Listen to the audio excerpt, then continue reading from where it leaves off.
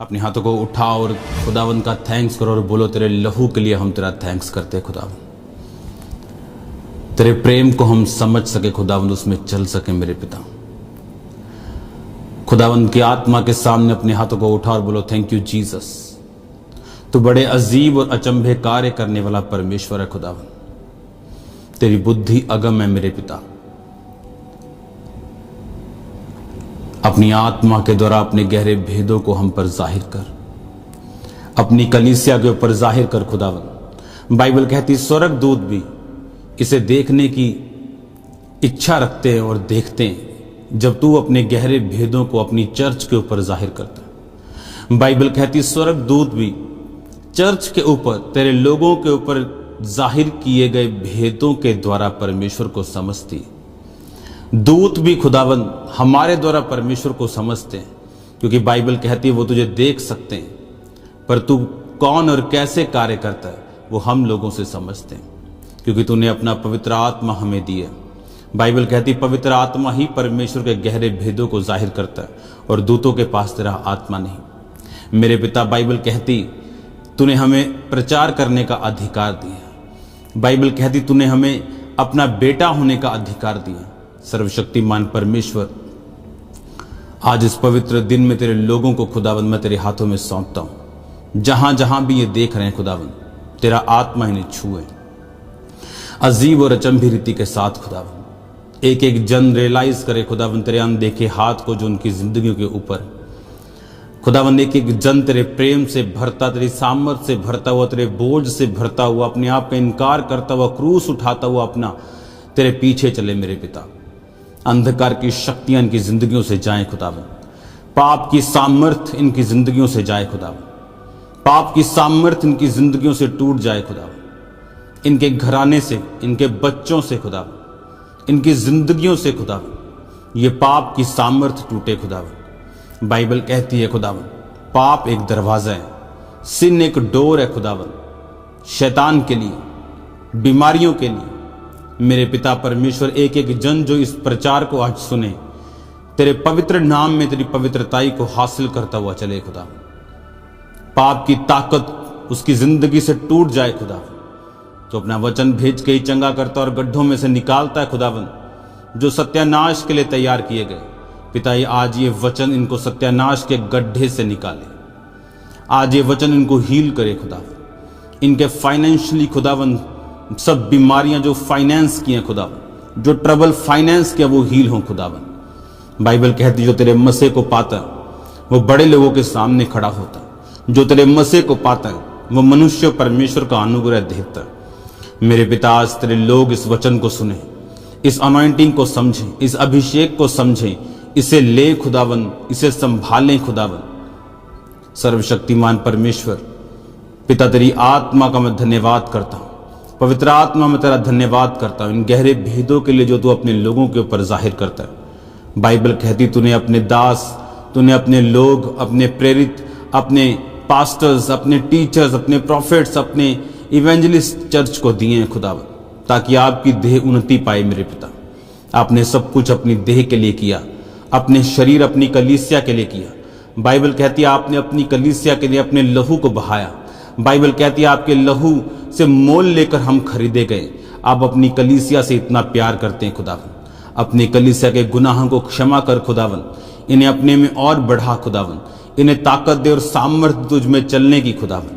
आज तेरा वचन इनकी जिंदगियों को छुए खुदावन, इनके हृदय रूपी पट्टियों के ऊपर लिखा जाए खुदावन। आज से जितने जन खुदावन इस ग्रेस के साथ जुड़े हुए हैं, तेरा वचन से केवल सुनने वाले नहीं, इसको अपने अंदर लेने वाले खुदावन, इनके हृदयों पे ये वचन लिखा जाए खुदावन, मेरे वचन पे चलने वाले बन जाए। होली स्पिरिट, आप इनकी मदद और सहायता करें इस वचन को सुनने और समझने के लिए, क्योंकि बाइबल कहती जैसे हमारा आत्मा हमें सबसे अधिक जानता है, वैसे ही आप परमेश्वर को सबसे अधिक जानते हैं। जब तक आप ना चाहेंगे परमेश्वर हम पे जाहिर नहीं होगा।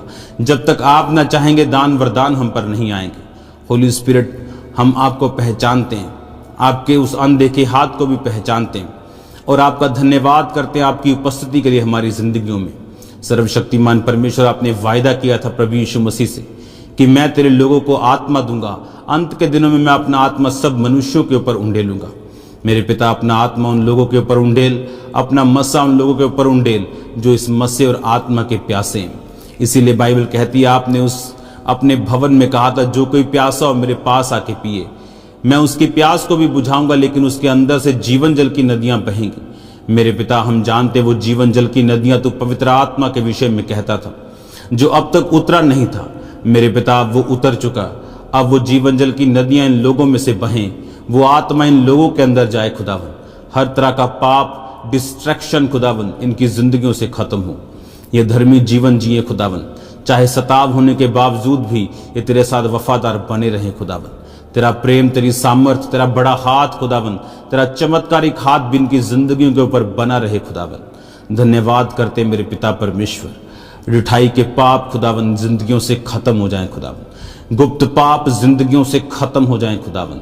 तेरे जीवित नाम में ये आशीषित हों खुदावन, तेरे जीवित नाम में ये आशीष पाएं। प्रभु यीशु मसीह के सामर्थी नाम में हम मांगते हैं, आमीन आमीन। स्वागत है परमेश्वर की हुजूरी में। आप ब्लेस हो यीशु मसीह के नाम में। आज एक इंसिडेंट मैं आपको बताना चाहता हूं।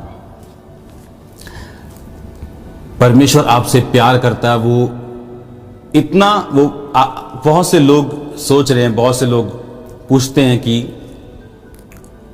अगर परमेश्वर कलीसिया से प्यार करता है तो अपनी चर्च को उसने बंद क्यों किया? क्या ये पास्टर्स के ऊपर, क्या ये कलीसिया के ऊपर परमेश्वर का न्याय है? इस क्वेश्चन का मैं तब तक आंसर नहीं देना चाहता जब तक परमेश्वर मुझसे बात नहीं करते कंप्लीट डायरेक्ट। आज जब मैं चर्च में आ रहा था और जैसे ही मैं चर्च में मैंने एंटर किया तो मैं अपने ध्यान में था, लेकिन जो चर्च का पोर्च है मैंने वहां प्रभु यीशु मसीह को खड़े हुए देखा और मैं हैरान था। और परमेश्वर का मुंह जो था वो सामने की सड़क की ओर था और जैसे वो ऐसे खड़े थे जैसे उनके बाप का घर हो। तो मैं बड़ा हैरान हुआ यीशु मसीह को चर्च में देख के। आज की बात कर रहा हूं, अभी 15 मिनट पहले। और मैं प्रभु यीशु मसीह से पूछ रहा हूं कि परमेश्वर, आप भवन में क्या कर रहे हो? और परमेश्वर इस तरह से खड़े थे जैसे वो खुश नहीं है कि भवन में हर जगह लोग नहीं जा रहे। तो मैंने परमेश्वर से पूछा, परमेश्वर आपके चेहरे से ऐसा लग रहा है कि चर्च भवन में लोग नहीं आ रहे, आप खुश इतना नहीं। तो परमेश्वर ने मुझे बताया, एक चीज मैं आपको बताना चाहता हूं, जो कुछ भी परमेश्वर धरती पे करता है, कुछ अचीव करने के लिए, ऐसी चीज को करने के लिए जिससे लोग ये समझ सके कि मनुष्यों में यहोवा ही प्रभुता करता है। बहुत से लोग ये सोच रहे थे, ओ पास्टर्स में ये विश्वासियों के पाप हैं, वो 101% रोंग है लोग। बाइबल कहती आज देखो, ये मेरे वचन का टॉपिक नहीं है आज, लेकिन आज मैं आपको बता रहा हूं जो मैंने आज परमेश्वर ने मुझसे बात की। और परमेश्वर ने मुझे बताया कि जब एक पंछी अपने बच्चे को उड़ाना चाहता है अपने परों के ऊपर, तो वो उसको पहाड़ पे लेके जाके, कुछ पंछी ऐसे होते हैं जो गिरा देते हैं उनको, और वो गिरता पड़ता नीचे आता है और घबराता है कि मेरी मां ने मुझे फेंक दिया। और आपको क्या लगता है, जब वो घबराता है, जब वो रोता है, जब वो चिल्लाता है, तो उसकी मां को सुख नहीं होता बल्कि वो दुखी होती। लेकिन वो एक बात जानती है, अगर ये इस ट्रेनिंग से नहीं निकलेगा तो ये अपने पांव पर कभी भी खड़ा नहीं हो पाएगा, ये अपने परों के सहारे कभी नहीं होगा, खुद कभी शिकार नहीं कर पाएगा। तो अब क्या हो रहा है, जो आज इस दुनिया में हो रहा है, जो चर्चिस के साथ हो रहा है, इसमें परमेश्वर विश्वासियों को जो आत्मा से भरे हुए हैं उनको दंड नहीं दे रहा। परमेश्वर कुछ अचीव करना चाहता है, कुछ हासिल करना चाहता है, और वो ये है जो मैं अब आपको बताऊंगा। एक बात मेरे को बताओ, बाइबल कहती जब एलिया के दिनों में जब लोग जो थे वो परमेश्वर से दूर हो गए, इजाबेल और उसके पति ने जो इज़राइल के घराने के थे लेकिन पाप करवाया इज़राइल के घराने से, और बाइबल का वचन एलिया जानता था और उसने पढ़ा था कि अगर ये लोग पाप करेंगे तो परमेश्वर बारिश को बंद करेगा, और इस वचन से उसने प्रेयर की कि बारिश बंद हो जाए। और बाइबल कहती उसने राजा के सामने कहा, जिस प्रभु के सामने मैं खड़ा रहता हूं, अब उसके कहे मेरे कहे बिना ना तो बारिश आएगी ना ओस पड़ेगी, आप जानते हो ये बात को। तो जब अकाल पड़ा तो एलिया भी उसी अकाल में था। बाइबल कहती उसी अकाल में एलिया था, उसके पास सेम वही जगह पे, और बाइबल कहती वहां हजारों नबी भी थे जिन्हें राजा का एक खास बंदा किसी गुफा में पाल रहा था। तो उस जगह पे धर्मी भी थे। इसका मतलब यह नहीं था कि परमेश्वर धर्मियों को जज कर रहा है, लेकिन परमेश्वर कुछ हासिल करना चाहता था, और वो ये था कि लोग ये समझ सकें कि मैं ही जीवित परमेश्वर हूं, इन्हें अपने पापों से मुड़कर मेरे पास आना पड़ेगा। उस अकाल में एलिया नहीं मरा, उस अकाल में जो और नबी थे सैकड़ों, वो नहीं मरे, जिसकी राजा का एक बंदा जो परमेश्वर को मानता था पालना कर रहा था उनकी। इस अकाल में परमेश्वर क्या साबित करना चाहता है? देश जो बड़े सुपर पावर थे घुटनों पे आ गए, जो बोलते थे अच्छा तेरे पास 3 टन की परमाणु है, मेरे पास 6 टन की, अच्छा तेरे पास 6 टन की है, मेरे पास हाइड्रोजन बम है, अच्छा तेरे पास छोटा हाइड्रोजन है, मेरे पास बड़ा हाइड्रोजन। और एक अनदेखे एनिमी ने अब उनके घुटने लगवा दिए। किसी ने सोचा है कि जुकाम और बुखार जो देश बंद कर सकता है, किसी ने सोचा ये इकोनॉमीज को बंद कर सकता है, भूखे रहने पे लोगों को मजबूर कर सकता है। आज जब सुबह एक बहुत बड़ा परमेश्वर ने मेरी लाइफ में काम किया, जब परमेश्वर वहां खड़े थे तो मैंने प्रभु से एक और चीज पूछी। मैंने कहा परमेश्वर तेरा भवन तो हम है, लेकिन ऐसे मुझे तुझे देख के क्यों लग रहा है कि तू इस मिट्टी इस ईंट सीमेंट के भवन से भी प्यार करता है? तो परमेश्वर ने मालूम क्या कहा? उसने कहा हां मैं करता हूं। आप सुनो ध्यान से, उसका भवन हम है। बाइबल कहती वो पत्थरों के भवन में नहीं रहता, उसका भवन कौन है? हम है। लेकिन क्या परमेश्वर का भवन अभी है हम, पहले नहीं थे? यीशु मसीह के टाइम पर भी उसका भवन लोग थे, उससे पहले भी उसका भवन वो लोगों में वास करता था। लेकिन आप जानते जब यीशु मसीह पिता के भवन में गया तो वहां पर उसने व्यापार करने वालों को कि नहीं यहीं से कबूतर लेने पड़ेंगे, बाहर से लेके आओगे तो कुर्बानी नहीं अंदर देने देंगे, ऐसे लोग थे वहां, उनको बाहर किया। और परमेश्वर ने कहा तेरे घर की धुन मुझे खा जाएगी। वो कौन से घर की बात कर रहा था? क्या वो शरीर की किसी की बात कर रहा था या वो भवन की बात कर रहा था? तो ये बात दिमाग से निकाल दो कि परमेश्वर इन सीमेंट और इन भवनों से इन प्यार नहीं करता। नो, वो प्यार करता है, मैं आपको बता सकता हूं। उसके भवन हम हैं, लेकिन जहां पर हम परमेश्वर की इबादत करते हैं, जो परमेश्वर की चर्चेस हैं, वो उनसे भी प्यार करता है, याद रखना।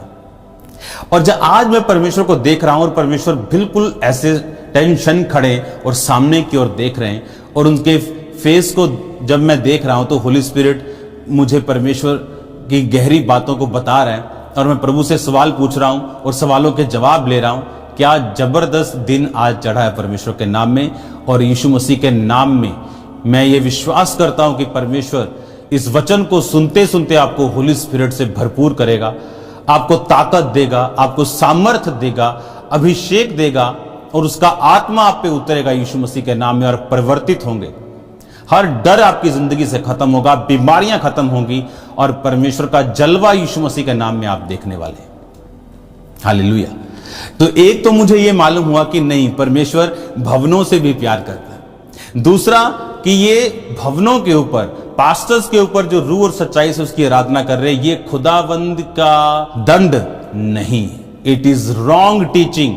ये 100% रॉन्ग टीचिंग है लोगों की, और मैं हैरान हूं, बहुत से लोग उस पर फेथ करते हैं। आप सोचो, बाइबल कहती नबूकदनेस्सर इतना बड़ा राजा हो गया और उसने एक दिन छत से बोल के कहा, क्या ये सारा बाबुल, ये सब कुछ, क्या ये मेरा नहीं? क्या मेरी बुद्धि समझ से, ताकत से नहीं बना?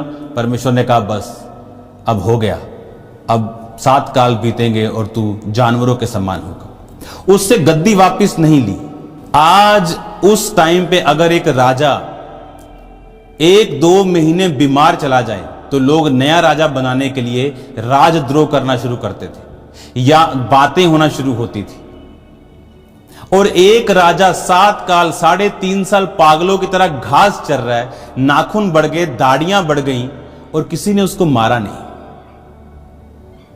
क्योंकि परमेश्वर यह बताना चाहता था कि मैं हूं जिसने तुझे राजा बनाया, मैं हूं जिसने तुझे राजा की कुर्सी से उतार दिया, अब मैं ही वो हूं जो तुझे इस कुर्सी पर चढ़ाएगा। और बाइबल कहती, जब उसने अपनी आंखें आसमान की ओर लगाई और बोला कि तू ही है खुदावन जो मनुष्य में प्रभुता करता और तू ही है, सब कुछ तू ही है, और बाइबल कहती उसका राज्य फिर ज्यों का त्यों हुआ। उसका मेंटल जो अपसेट था, बीमारी थी, वो दूर हुई। लोग उसके पास फिर भेंट लेके आने लगे और फिर परमेश्वर ने उसके राज्य को सुदृढ़ किया। आज परमेश्वर इस धरती के ऊपर कुछ हासिल करना चाहता है, वो ये है कि सब घुटने टिक जाएं, सब अपने हाथों को ऊपर कर ले, क्योंकि इधर तो कुआं है, इधर वायरस है, इधर खाई, इधर इकोनॉमिक प्रॉब्लम है, सिर्फ ऊपर परमेश्वर है। ना तो इधर जाके बचेंगे ना इधर बचेंगे, ऊपर देखेंगे तो बचेंगे, क्योंकि खुदावंद अपने दूतों को भेजेगा आपकी लाइफ की ओर। और बाइबल कहती है तुम्हारे पांव में पत्थर से भी ठेस नहीं लगेगी। लिखा, अगर तुमने यहोवा को अपना धाम मान लिया, कोई विपत्ति तुझ पर ना पड़ेगी, ना कोई दुख तेरे डेरे के निकट आएगा। आज परमेश्वर ने मुझसे कहा कि वो भवनों से भी प्यार करता है, इसीलिए उसने कहा था तेरे घर की धुन मुझे खा जाएगी, यानी उसने यहोवा प्रभु को कहा था तेरे घर की, यानी इस भवन की धुन मुझे खा जाएगी। अगर वो ईंट पत्थरों के भवन से प्यार ना करता तो उस समय उन लोगों को वो कुछ ना कहता, ना वो उस भवन में जाता और ये बोलता कि अगर कोई बोलते आ खुदावन आओ यीशु हम भवन को चले, तो परमेश्वर ये बोलता कि उसका भवन तुम हो। उसका वहां पे जाना, सब चीजों को ध्यान से देखना, बार बार हर सबत के दिन में आराधनालय में जाना, इस बात का सबूत था कि वो भवन से प्यार करता है। और ये इस बात का सबूत है कि आज परमेश्वर, हो सकता है कुछ विश्वासियों की हालत से वो हल्का सा दुखी हो, पर वो कुछ अचीव करना चाहता है, आपको उसका साथ देना। वो ये बताना चाहता है नेशंस को, देशों को, बड़े लोगों को कि मैं ही हूं, मुझसे ऊपर और कोई नहीं। तुम्हारा कोई हथियार काम नहीं कर सकता, लाखों डॉक्टर्स कुछ नहीं कर सकते, कोई कुछ नहीं कर सकता। ऐसे लोगों को भी वायरस हुआ जो किसी से नहीं मिले, घर पे बैठे हैं, अब क्या कर लेंगे वो? और लोग पूछते हैं कि हम क्रिश्चियन हैं, क्या एक क्रिश्चियन को ये वायरस हो सकता है? मैं ये क्वेश्चन आपको देता हूं, क्या कभी कोई क्रिश्चियन किसी को कैंसर हुआ? क्या किसी क्रिश्चियन को कभी बीमारी हुई? तो आप बोलोगे नहीं हुई, मैं बोलूंगा हुई। बाइबल कहती परमेश्वर हर एक व्यक्ति की लाइफ में अलग तरह से कार्य करता है। आपने इंडियन बड़े बड़े चैनल्स पे टेस्टिमनी सुनी होगी, जब रिपोर्टर पूछ रहा है कि बहन जी आप डॉक्टर के द्वारा कैसे हील हुए? कहती नहीं, मुझे यीशु मसीह ने हील किया। कहता ठीक है, आप जिस पे विश्वास करते हैं ठीक है, लेकिन आपको मेडिकल साइंस माननी पड़ेगी। कहती ठीक है मेडिकल साइंस, लेकिन मुझे यीशु मसीह ने हील किया। तो अगर उसको वायरस ना होता, हॉस्पिटल ना जाती, हील ना होती, तो क्या लाखों लोग एंकर समेत इस गवाही को सुन पाते? बाइबल में यह कहीं नहीं लिखा परमेश्वर ने कहा कि तू पानी में से होकर नहीं जाएगा, मैं तुझे पानी से बचा के रखूंगा, आग से। उसने कहा तू आग में से होकर जाएगा, लेकिन तेरी हालत दूसरों के जैसी नहीं होगी। तू आग पानी में से होकर जाएगा, लेकिन तू डूबेगा नहीं, आग में से होकर जाएगा, तू जलेगा नहीं। उसने ऐसा कहा। उसने ये कभी नहीं कहा कि तुम्हें कभी कुछ नहीं होगा, लेकिन उसने कहा मैं तुम्हारे साथ हूंगा, मैं तुम्हें सहारा दूंगा, तुम्हें पकड़ूंगा, तुम्हें चंगा करूंगा, तुम्हें आजाद करूंगा। यह परमेश्वर का वायदा है। हालेलुया। अगर आप बाइबल की स्टडी को ध्यान से करें तो पौलुस जो लंगड़ों को चलाने वाला, जो मुर्दों को जिवाने वाला था, लिखा उसके करीब के लोग को वो बीमार छोड़ के कहीं पे आया था। कुछ चीजें खुदावंत की महिमा के लिए, खुदावंत उन्हें सिखाने के लिए यूज करता है। आज जो इस दुनिया में हो रहा है वो इसलिए हो रहा है कि परमेश्वर कुछ चीजों को हासिल करना चाहता है। वो ये बताना चाहता है कि वो जीवित परमेश्वर है। वो कुछ अचीव करना चाहता है। बाइबल कहती एलिया भी उसी अकाल में था और परमेश्वर ने बोला करीत नामक नाले में जा, कौवे तुझे खिलाएंगे। परमेश्वर अपने लोगों का इस लॉकडाउन में इंतजाम करेगा। वो अपने हेवन के भंडार आपके लिए खोलेगा। वो डिवाइन हेल्पर्स आपकी लाइफ में भेजेगा। ये वो टाइम होगा जब मिरेकल मनीज को आप पाएंगे और खुदावन आपके लिए भेजेगा। ये वो टाइम है जब परमेश्वर अपने स्वर्गीय भंडारों से आपकी जरूरतों को पूरा करेगा। हालेलुया। इसलिए आज मैं आनंदित हूं क्योंकि मैंने प्रभु को देखा और उससे बात की और यह समझा कि वो भवन से भी प्यार करता है। जैसे एक यीशु मसीह ऐसे खड़े जैसे उसके बाप का घर हो, जैसे उसके पिता का घर हो, और उसके फेस के ऊपर एक ऐसा, जैसे मां के फेस पे होता है जब एक जो बच्चे हैं जो उसके जब वो ट्रेनिंग में होते हैं, जो परमेश्वर ने वचन दिया, अनॉइंटिंग, अभिषेक, हम सुनते आ रहे हैं कि अभिषेक कैसे कार्य करता है, कैसे मिलता है, कैसे संभलता है और ये क्यों हमें अपनी लाइफ में चाहिए। अपने हाथों को उठाओ। Thank you Jesus. इस वचन को सुनने से पहले खुदावन तेरा वचन मेरी जिंदगी में 100 का 100 गुना फल लेके आए। अंधकार की शक्तियां इन वचनों को चुरा ना सके। अभिषेक क्या करता है? अभिषेक आपको लीनेज से, आपके वंश के बंधनों से आपको आजाद करता है। शाऊल जब राजा होने के लिए चुना गया तो बाइबल कहती है उसका गोत्र इज़राइल के सब गोत्रों में छोटा था। उसका कुल उसके गोत्र में सबसे छोटा था और वो अपने यानी सबसे छोटा व्यक्ति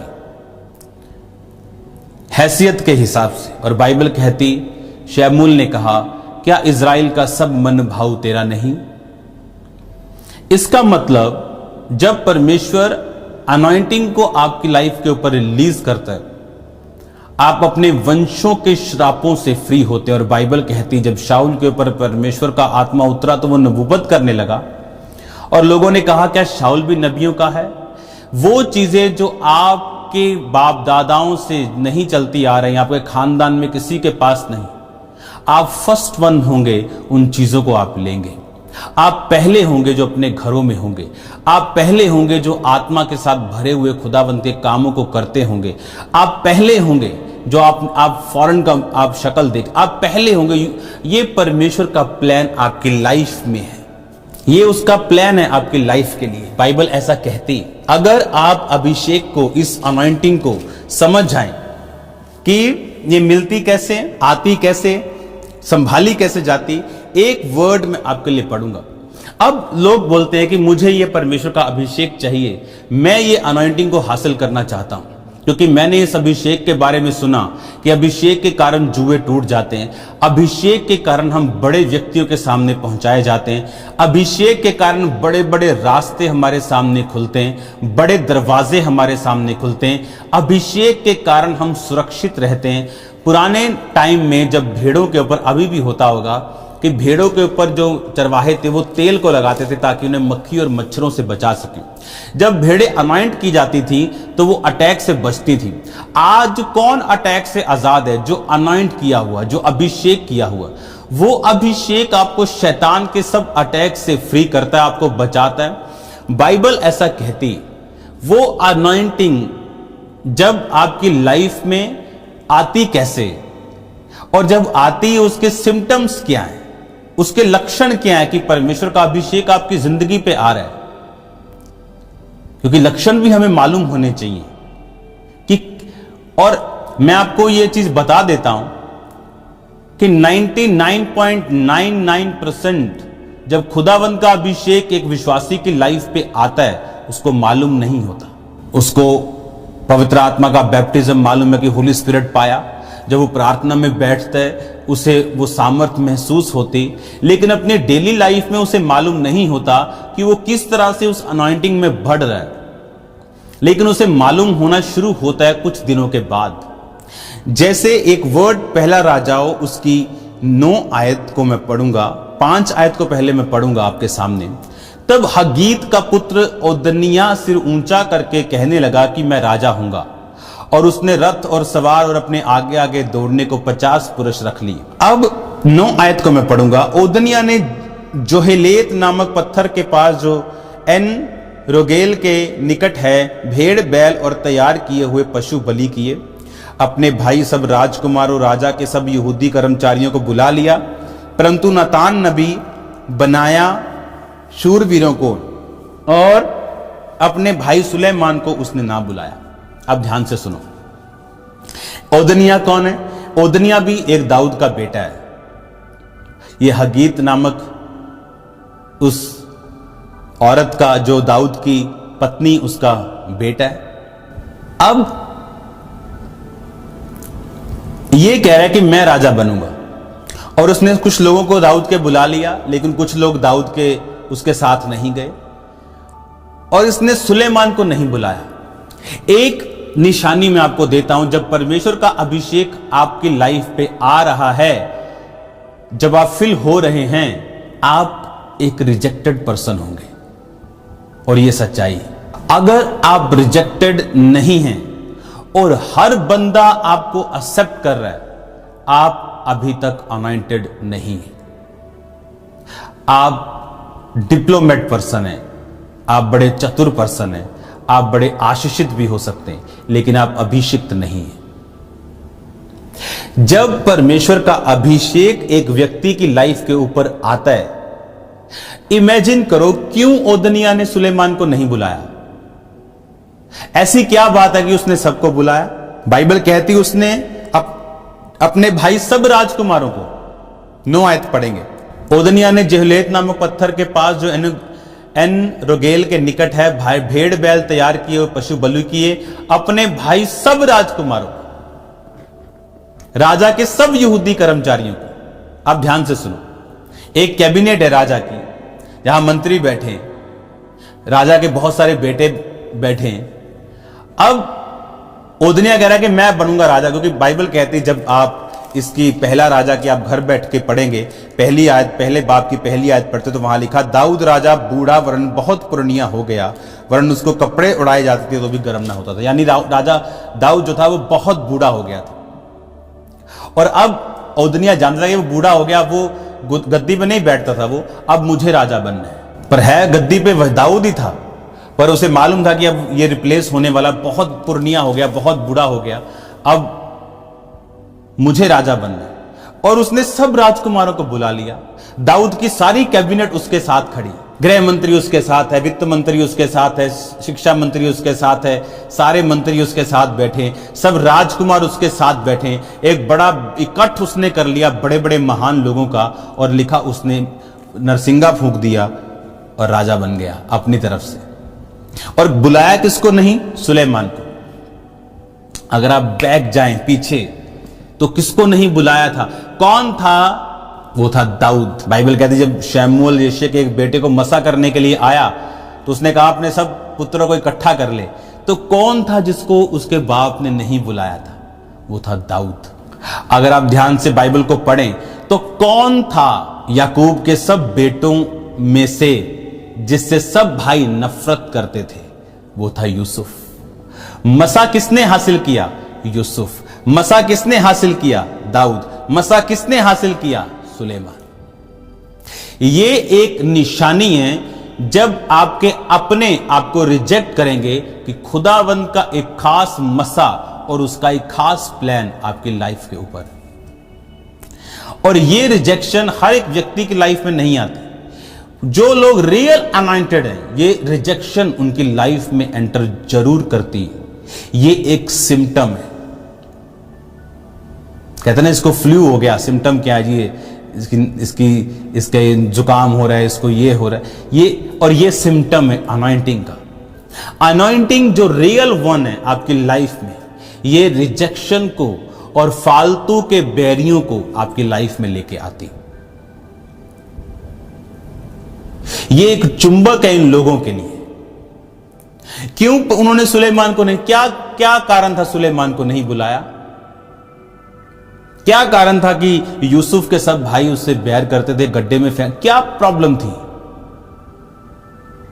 जो रियल अनॉइंटेड वन है, उसकी ग्रेस, उसका जो खुदाबंद का ऑरा उसकी लाइफ के ऊपर है, वो उसे रिजेक्ट करने के लिए मजबूर करता है। लोग उसे रिजेक्ट करते हैं क्योंकि वो उन्हें अपने जैसा नहीं पाते हैं। और परमेश्वर ने इसीलिए उसको अलग करके बनाया क्योंकि वो दूसरों के जैसा नहीं है। जब यूसुफ के कपड़ों को एक बकरी के लहू में मिला के उसके बाप को दिखाया गया, तो ये उसके भाइयों को भी पहला बुरा काम नहीं था। वो पहले भी बकरियां भेड़े मार के खा के बोलते थे अपने बाप को कि एक भेड़िया खा गया, गुम गई, मर गई, बीमार हो गई।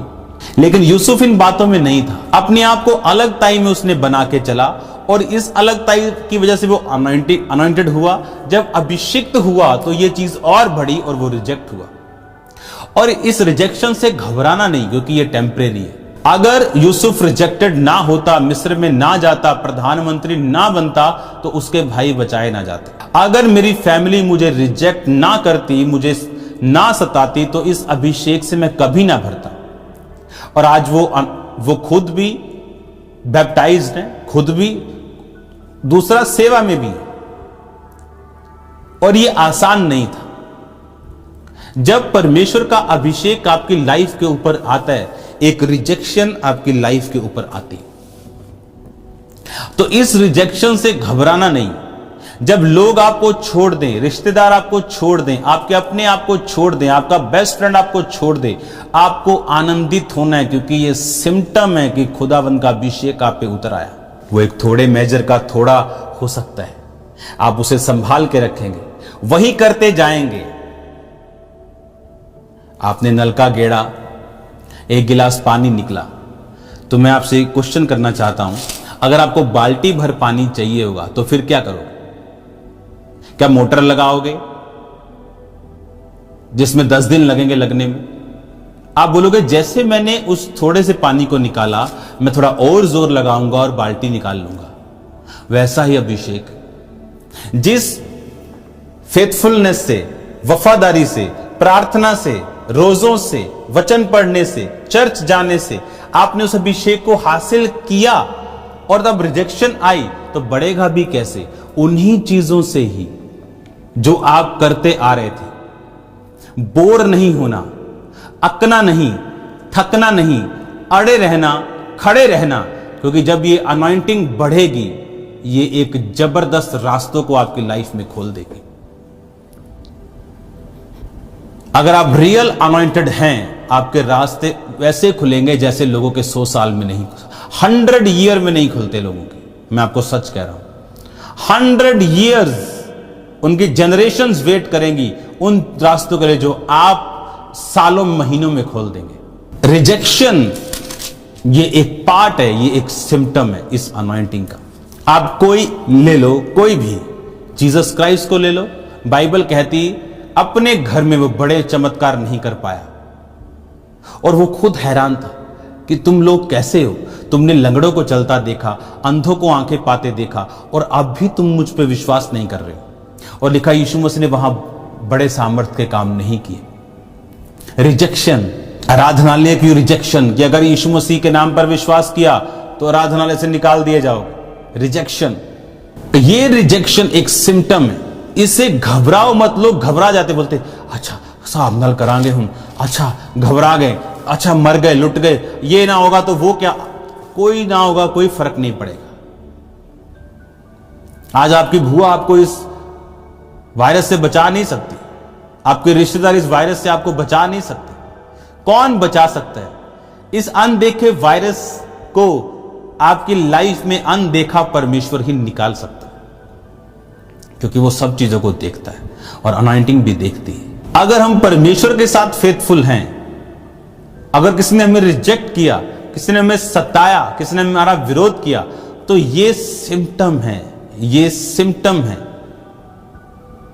जब एक बहन प्रेग्नेंट होती और उसे वॉमिटिंग आती, उसका दिल कच्चा होता है, उसका मूड हिलता है। आपने कभी उसको रोते हुए देखा पूरे घराने को कि हाय हमारी बेटी को क्या हो गया? पर आपने उल्टा उसे खुश होते हुए देखा होगा। वो कभी बैठ के इस बात की चिंता नहीं करेगी कि मुझे वॉमिटिंग हो रही। वो आनंदित होगी कि परमेश्वर ने मुझे बेबी के साथ ब्लेस किया। तो ये रिजेक्शन आपकी प्रेगनेंसी का सबूत है। ये रिजेक्शन जो आपके गर्भ, आत्मिक गर्भ में खुदावंद का अभिषेक चला गया और ये बड़ी चीजों को पैदा करेगा, ये इस चीज का सिम्टम है जब कोई आपको रिजेक्ट करता है। आप पूरी बाइबल पढ़ के देख लो। मूसा खुदावंद से प्यार करता था, खुदावंद के लिए काम करना चाहता था।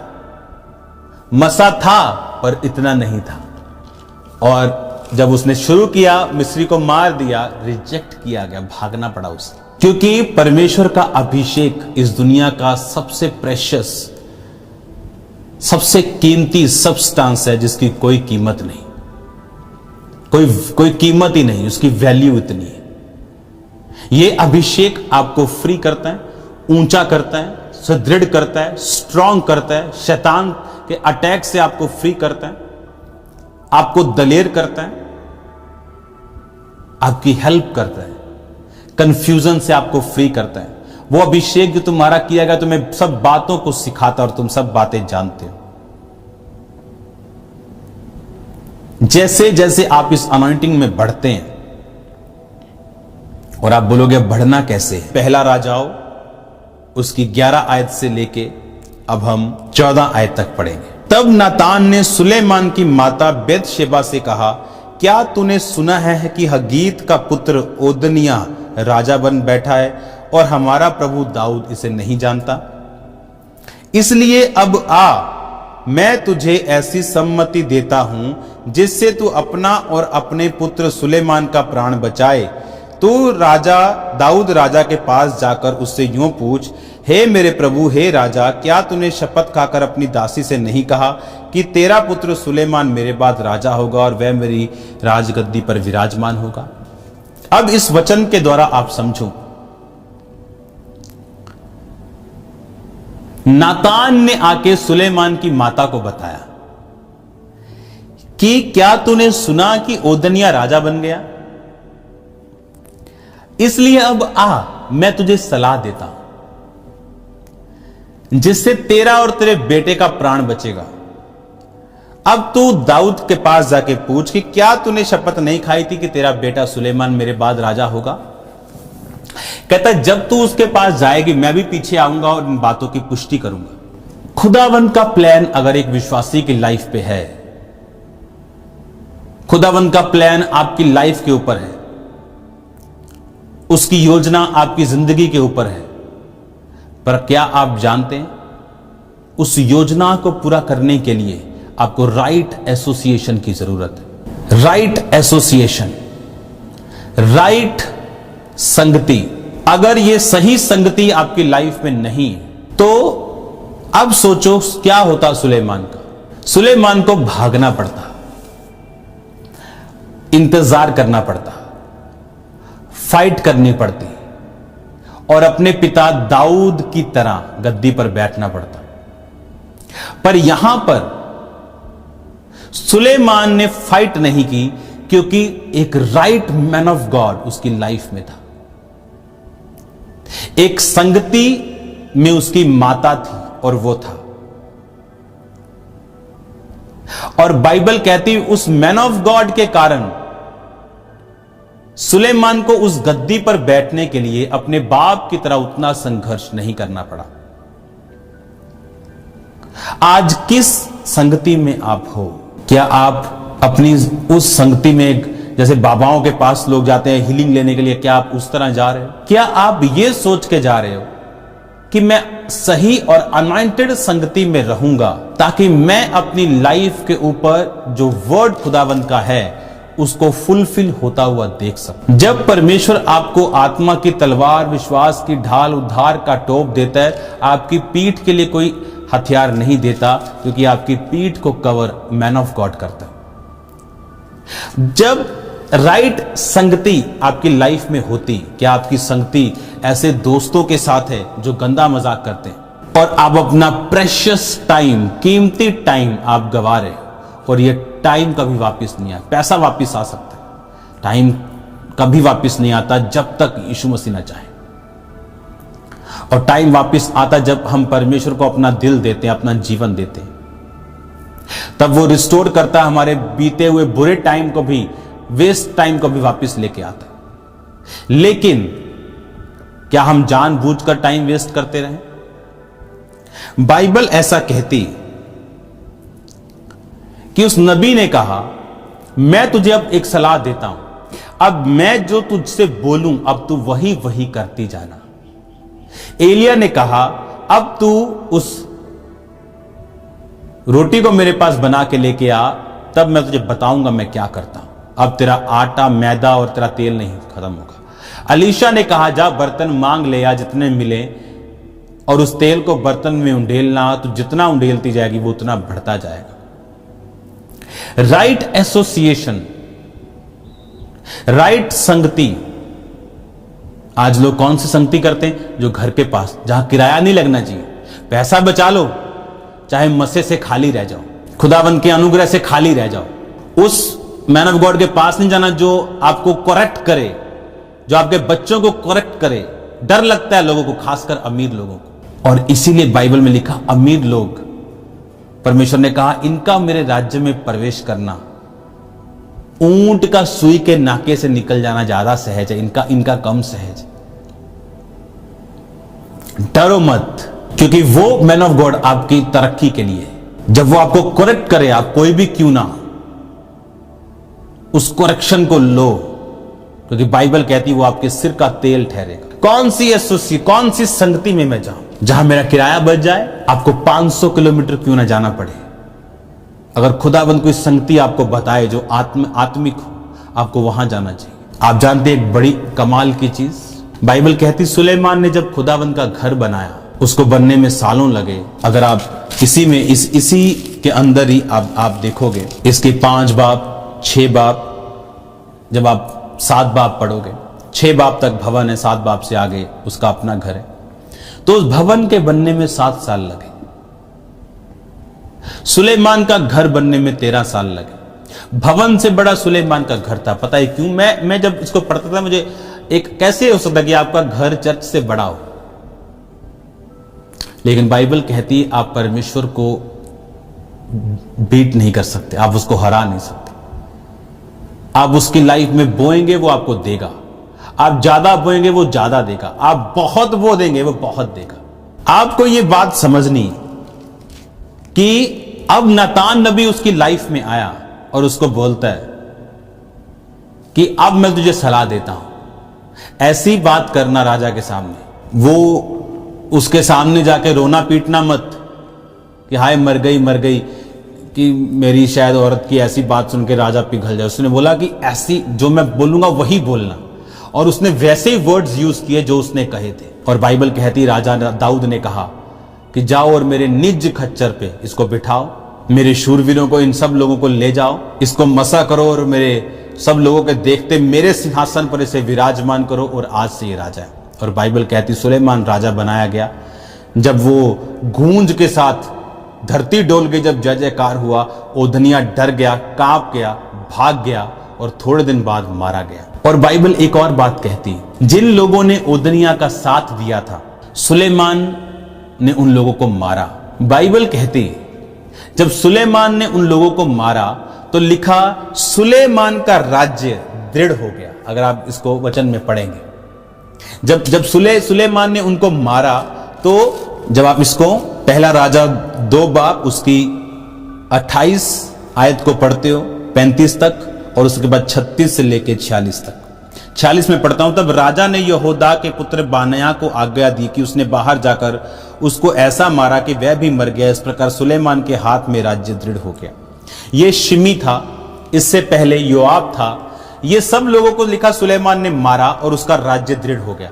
अब परमेश्वर हमें मारने की आज्ञा नहीं देता, लेकिन जब सुलेमान एक राजा होने के लिए रियल अनॉइंटेड हुआ, प्रभु ने तो बोला था तू राजा होगा, पर जब उसको मसा किया गया तेल के द्वारा सींग में भर के, उसके बाद योआब छोटा व्यक्ति नहीं था।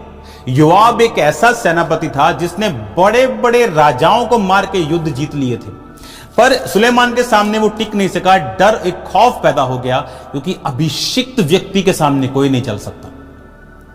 और शिमी जिसने दाऊद को श्राप दिया था, लेकिन दाऊद ने उसको मारा नहीं, पर सुलेमान को बोला कि तू इसको मारेगा। जब उसको मारा तो लिखा उसका राज्य सुलेमान का दृढ़ हुआ।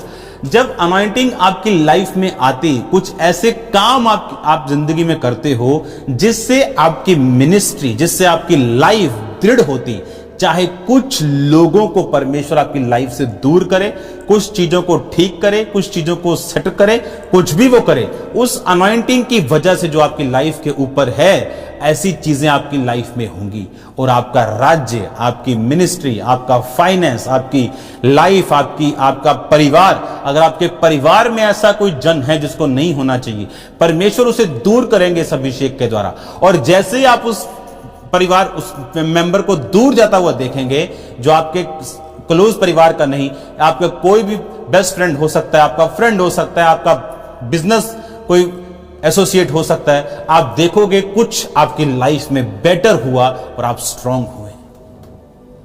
किसकी वजह से? अभिषेक की वजह से तेरा जुआ तोड़ दिया जाएगा, तेरा बंधन डिस्ट्रॉय कर दिया जाएगा। एक लेवल से आगे ना बढ़ पाना, ये एक बंधन है। अब उसके लिए अभिषेक चाहिए। अभिषेक आपको कैसे मिलेगा? राइट एसोसिएशन, सही संगति। किन लोगों के साथ आपकी हाय हेलो है? क्या आप रियल अनॉइंटेड होना चाहते हैं कि सिर्फ अनॉइंटेड लोगों की बातें करके सारना चाहते हैं? क्या आप रियल अभिषिक्त होना चाहते हैं, या सिर्फ हीरो बनना चाहते हैं, कि सिर्फ हीरो की पिक्चर्स देखना चाहते हैं? खुदावंद ने आपको खुद हीरोइन होने के लिए बोला। आप अपनी पिक्चर के खुद हीरो और खुद मास्टर हीरोइन हो। कुछ पिक्चर्स में हीरोइन होती है ना, वो किसी हीरो को नहीं रहती, खुद ही हीरोइन होती, खुद ही सारी पिक्चर सेल्फ सेंटर्ड होती। अगर आप बहन मुझे देख रहे हो तो आप अपनी फिल्म की खुद मास्टर हीरोइन हो। लेकिन ये कैसे पॉसिबल होगा जब इन चुगलियों से, बखेलियों से, लड़ाइयों से, झगड़ों से, फालतू की निंदाओं से आप बचे रहेंगे और अपना फोकस आप वर्ड ऑफ गॉड के ऊपर लगाएंगे। जब ये वर्ड आप समझ जाएंगे, जब ये वचन आप समझ जाएंगे कि मुझे राइट एसोसिएशन में रहने, नहीं जी भाजी नाराज ना हो जान, किमें कर लिए। लोग आज लोगों की इतनी परवाह करते हैं कि उन्हें परमेश्वर की कोई चिंता नहीं। मुझे परमेश्वर ने ऐसी संगतियों से दूर किया जो मेरी आत्मिक जिंदगी के लिए सही नहीं थी, और वो विश्वासी लोग थे। और परमेश्वर मुझे डे बाय डे बेस्ट के बाद बेस्ट लोगों से मिलाता आया। मेरी लाइफ में अब भी वो प्रोसेस चालू, अभी भी वो चालू, और वो रहेगी। क्यों? क्योंकि गॉड, परमेश्वर आपको बेस्ट देखना चाहता है, आपके बेस्ट रूप में। आज जो मिस्टर ओलंपिया है, हाँ, या जो पिछले साल था या उससे 5 साल पहले था, जब वो पैदा हुआ था तो ओलंपिया बन के नहीं हुआ था, वो इतना ही हुआ था। लेकिन जब वो पैदा हुआ था तो परमेश्वर जानता था कि ये एक दिन ह्यूज मैन बन जाएगा। आज आप बच्चे हो सकते हो, लेकिन परमेश्वर जानता है कि आप मिस्टर ओलंपिया आने वाले। उसके लिए तैयारी चाहिए, कंट्रोल चाहिए, उसके लिए डेडिकेशन चाहिए। मेरी लाइफ के अंदर आज भी मुझे याद है, जब नया नया मैं मसीही था तो हमसे प्रार्थना करवाई जाती थी 7 से 9 बजे एवरी डे। बारिश हो, तूफान हो, आंधी हो, कुछ भी हो, दिल, और हफ्ते में 6 दिन दिल नहीं कर रहा होता था, 5 दिन दिल नहीं कर रहा होता था। हाँ, 2-3 दिन दिल कर रहा है, लेकिन 4 दिन बिल्कुल दिल नहीं कर रहा। दिल करता उठ जाओ, कोई काम आ जाए, बाहर से कोई स्नेह आ जाए, किसी की गाड़ी ठुक जाए, बाहर देखने चले जाए। लेकिन वो 7 से 9:30 वर्शिप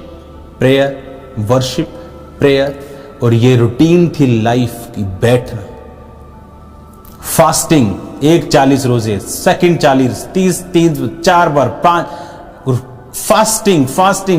फास्टिंग।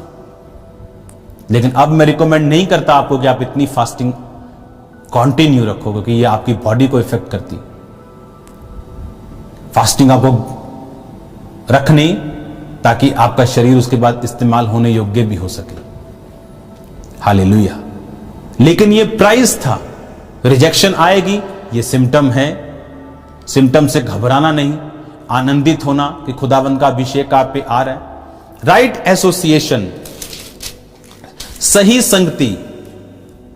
किन लोगों के साथ है आपकी संगति? आपकी संगति किन लोगों के साथ है? याद रखो, मैंने आपको एक मैसेज दिया कि आप जब 1 गिलास पानी चाहिए तो नलका गेड़ते हो। अगर 1 बाल्टी चाहिए तो क्या करोगे? नलका उखाड़ लोगे? नलके के बीच में घुस जाओगे? बोलोगे नहीं, हम फिर वही नलका गेड़ेंगे, लेकिन थोड़ी देर तक। वैसा ही मसा है। जब पाया, कैसे पाया? प्रार्थना से, पवित्रताई से, चर्च में जाके, संगति से। और बढ़ेगा भी कैसे? ऐसे ही डेडिकेशन से। किसी ने 12 इंच के बाइसेप से 13 इंच कर लिए, कैसे किए? वेट उठा के। अब अगर 16 करने तो क्या करेंगे? वेट उठाएंगे। 18 करने तो क्या करेंगे? और मेहनत करेंगे। वैसे ही ये अभिषेक, जैसे जैसे आप संगति में बढ़ते जाते हैं, ऑयल आप पे आता है। मैंने आपको बताया था ऑयल, ऑयल आप पे आता है जब आप संगति में उतरते हैं। आपके जीवन पे उतरते हैं, आप उसे मलते हैं। उसके बाद आप इसे संभालते हैं, आप इसे खराब नहीं होने देते। उसके बाद क्या और चाहिए तो आप और संगति में रहते हैं। एक दिन ऐसा आता है जब वो ऑयल आपके हाथों से टपकता है। हीलिंग फिर दूसरे यूज करते हैं, फिर दूसरे लोगों के लिए, अपने परिवार के लिए, अपने देश के लिए, अपने लोगों के लिए फिर आप बरकत का कारण ठहरते हैं।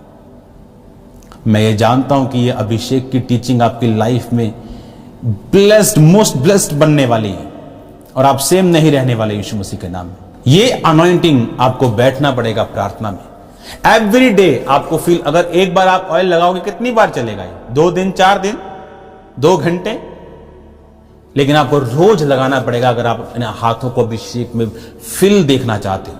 आपको उससे धूल मिट्टी से, पानी से बचाना पड़ेगा, पाप से बचाना पड़ेगा। यानी अगर आप इन हाथों पे से ऑयल को खत्म नहीं करना चाहते, और जब ये ऑयल बढ़ता जाएगा, इजीनेस बढ़ती जाएगी, आपकी लाइफ की इजीनेस बढ़ेगी। बाद में एक टाइम आएगा जब मुश्किल होते हैं, लेकिन एक टाइम आएगा जब बहुत इजी। आप लाइफ मसीह इजी है अगर आप पाप में नहीं है।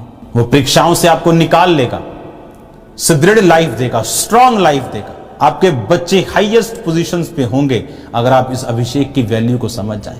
रोज इससे भरना कैसे? रोज आत्मा में प्रार्थना करना, गैर भाषा में प्रार्थना करना इस अभिषेक को बढ़ाता है। आप गैर भाषा में प्रार्थना करते हैं, आपका अभिषेक बढ़ता है। आप गैर भाषा में रोज अपने आप को फिल करते हैं, आपका अभिषेक बढ़ता है।